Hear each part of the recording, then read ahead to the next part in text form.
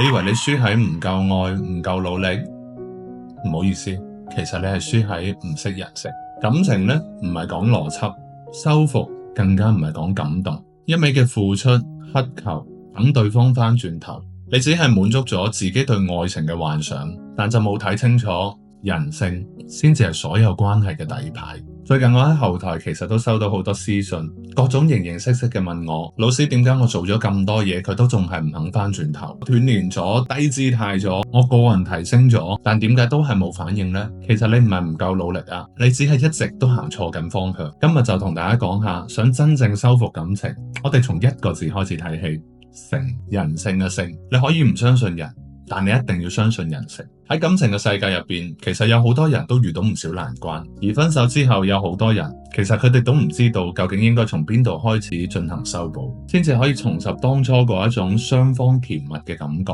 但其實咧，修復感情咧就收埋咗喺人性入邊。人性呢一個既複雜又穩定嘅存在，正正就係修復感情嘅關鍵啦。咁點解修復感情一定要從人性入手，以及我哋可以點樣透過人性去修復我哋嘅感情呢？嗱，首先我哋一定要去明白人性係乜嘢。人性唔係道德，係慾望，係慣性，係深層嘅本能。無論一個人嘅性格係點樣，喺每一個人身上都收埋七宗罪：傲慢、嫉妒、暴怒、懶惰、貪婪、色欲同埋暴食。呢一啲睇上去都充滿住負面嘅色彩，但實質上就係人性運作嘅底層邏輯，亦都係我哋感情世界入邊好重要嘅基石。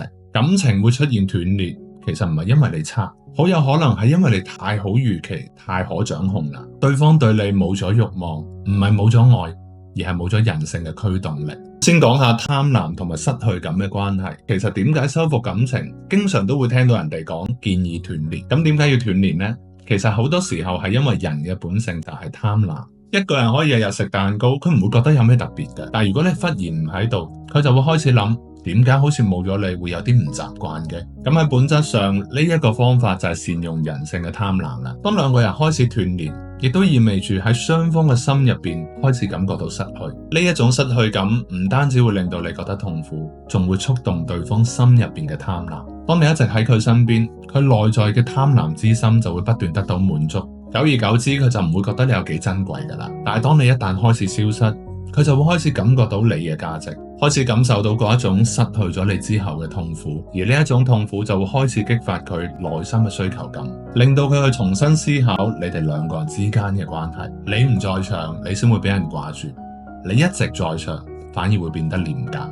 再講一下拒絕同埋挽留。點解有啲人講對方表面係拒絕嘅，但其實佢嘅潛意識係渴望嘅？因為人性就係矛盾嘅，佢可能口講分手，但其實喺佢嘅內心係想等你認真挽留嘅。所以好多人覺得我係咪糾纏緊對方？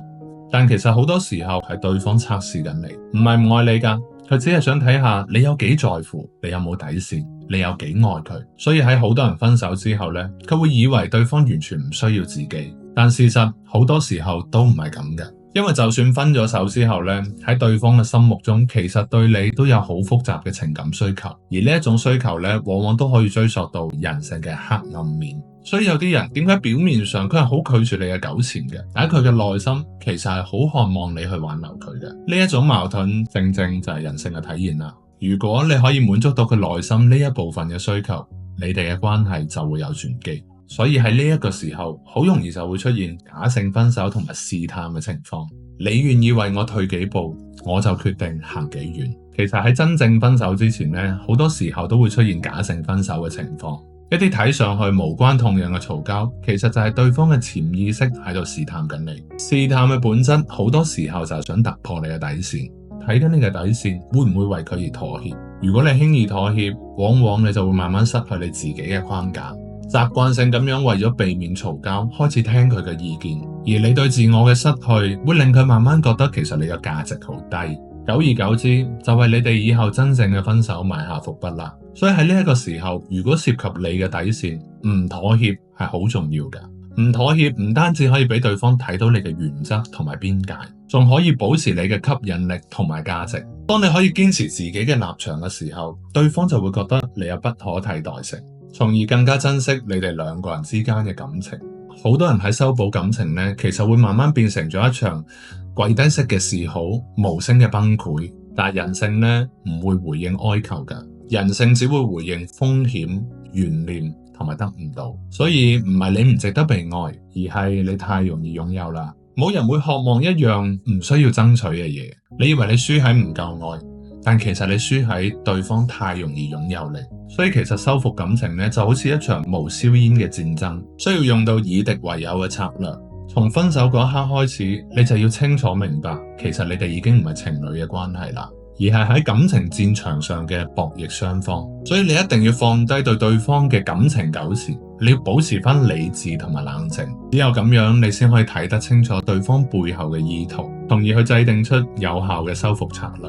咁喺修補感情嘅過程入邊，我哋就要巧妙咁樣去利用人性嘅貪婪同埋恐懼，去激發對方對你嘅需求。可以通過一啲自我嘅提升同埋價值嘅展示，俾佢去意識到你嘅重要性同埋不可替代性。當然喺呢個過程入邊，都要識得去俾佢一啲甜頭嘅，俾佢睇到你嘅改變同埋誠意，咁樣可以增加佢回頭嘅機率。唔單止要俾對方睇到你嘅改變，你仲要令對方覺得意識到失去你係佢人生嘅一個大錯。先斷聯，激發貪婪同埋失去感，價值提升，令到你重新變得難以取代。